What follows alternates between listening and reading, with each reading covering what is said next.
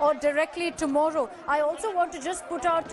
All right, the breaking news that we're getting is that the farm bills have been passed. In a slew of hurried voice votes, you've got the farm reforms now being passed by the Rajya Sabha. So the government has got its way. After all of the chaos that's lasted for essentially 1 hour, the farm bills have been passed in the Rajya Sabha as well. Amid hooting, amid gerrowing, amid attempts also to storm the well of the House, the farm bills have been passed in the Rajya Sabha. So the government has got what it wanted. The farm bills have passed both the tests of the Lok Sabha and the Rajya Sabha. No question of it now going to a select committee as the opposition wanted, or as the opposition wanted, more debate. None of that happening.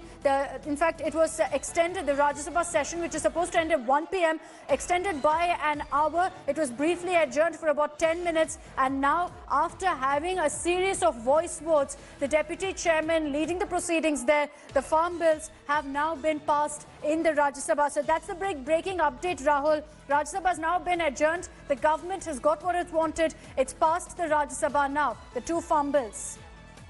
There is, I think, whatever has transpired is not a very happy thing. The disruption by the opposition. But remember one fact, that the bill has been passed without a proper answer by the minister. Narendra Singh Thobar, the agriculture minister, was replying when the ruckus started. The opposition might have acted in whatever manner, but a bill being passed in such a manner which impacts crores and crores of farmers in the country who are the annadatas as far as this country is concerned. It's perhaps a very sorry manner in which two very critical legislations have been passed. One, the minister's reply wasn't pushed clear, the clarifications were not short, and then why pass a bill without amendments being taken up, without divisions if the opposition wanted? Now the opposition has contributed to it by not being where they were. They could have demanded division if the House was in order. The chair would have been compelled to order division and they could have actually tested the numbers of the government. But the opposition realized it does not have the numbers, and that is why it went in and chose disruption. And I think today what has happened is one of the rarer cases where members of parliament not only went to the well of the House, but even reached the chair and virtually dislodged the mics in front of the deputy chairman of Rajya Sabha. These are complete no-nos as far as the working of a parliamentary democracy is concerned. Absolutely. You know, what we witnessed in the last 1 hour was a lot of chaos, all norms being completely ignored.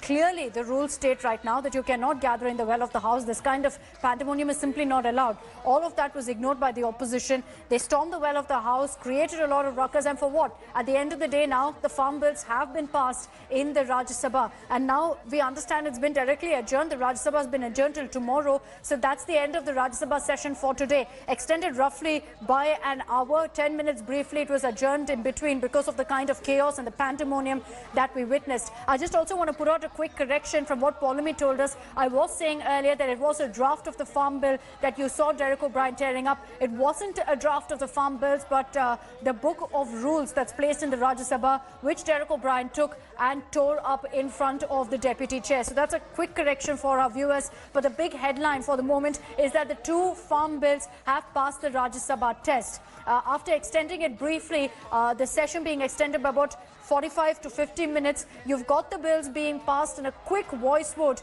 And in a sense, Rahul, you'll tend to question if this was the wrong way to go about it as far as the opposition is concerned. We had debate going on for about 3 to 4 hours in the Rajya Sabha. It was a constructive, heated debate. But in the last 1 hour, it looks like things kind of went out of control. The opposition didn't allow the agriculture minister to finish his reply. They didn't allow any debate to happen, and yet you had the voice votes happening and the two bills being passed. I just want to quickly play out the sequence from the Rajya Sabha, the exact moment when these two farm bills were passed. Shri Narendra Singh Tomar to move that the bill be passed.